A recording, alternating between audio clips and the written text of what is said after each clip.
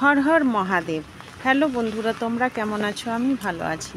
দেখো কত সুন্দর সুন্দর বেলপাতা ধরেছে, তার সাথে কত সুন্দর বেলও ধরেছে। আমি কিন্তু তোমাদেরকে বেলপাতা বা বেল দেখাবার জন্য কিন্তু ভিডিওটা করছি না। আমি কিন্তু এই যে দেখো কত সুন্দর বেলপাতাটা, তাই না? তো শ্রাবণ মাস আসছে, তোমরা শ্রাবণ মাসে নয়, কোনো শুভ কাজে যখন যাবে তখন বাবার মাথায় এই একটা বেলপাতাতে পুজো করে নিও আগে। তারপরে এই বেলপাতার মাঝের পাতাটাতে, এই যে দেখো ভালো করে, মাঝের পাতাটাতে মধু দিয়ে বাবার মাথাতে এই রকমভাবে, ভাবো মহাদেব, বাবার মাথায় ঠিক এই রকমভাবে চাপিয়ে দেবে।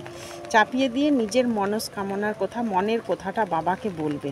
তারপরে দেখবে বাবাকে ভক্তি ভরে প্রণাম করবে। তারপরে দেখবে তোমার ওই মনের ইচ্ছাটা পূরণ হয় কি না।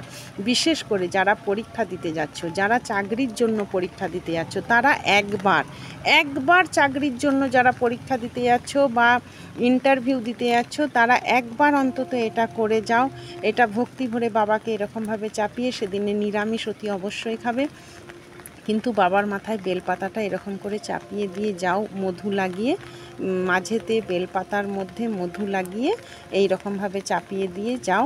যে দেখো তোমার সেই শুভ কাজটা পূর্ণ হয় কি না, চাকরির পরীক্ষাটা সফল হও কি না, একবার অন্তত করে দেখো। দেখো কত সুন্দর লাগছে, চাপিয়ে দিয়েছি তো। তো তোমরা করো, শ্রাবণ মাস আসছে, সবাই শ্রাবণ মাসে বাবার মাথাতে জল ঢালবে। তোমরা এমনি দিনেতেও কিন্তু এটা করতে পারো, যদি কারো মনের কোনো কথা থাকে।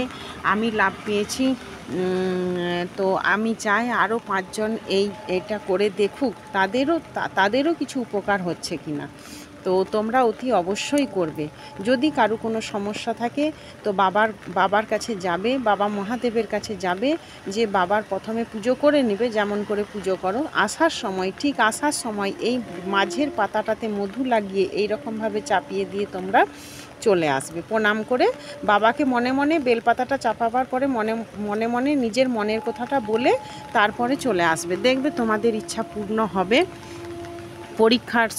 পরীক্ষা আর চাকরি পাওয়ার ক্ষেত্রে এই কাজটা করে দেখবে, একবার করে দেখো, কোনো কাজ তোমাদের সফল হবে। কোনো শুভ কাজে গেলে এই কাজটা করে তারপরেই তোমরা ঘর থেকে শুভ কাজে যাও, দেখবে তোমরা ফল পাবে।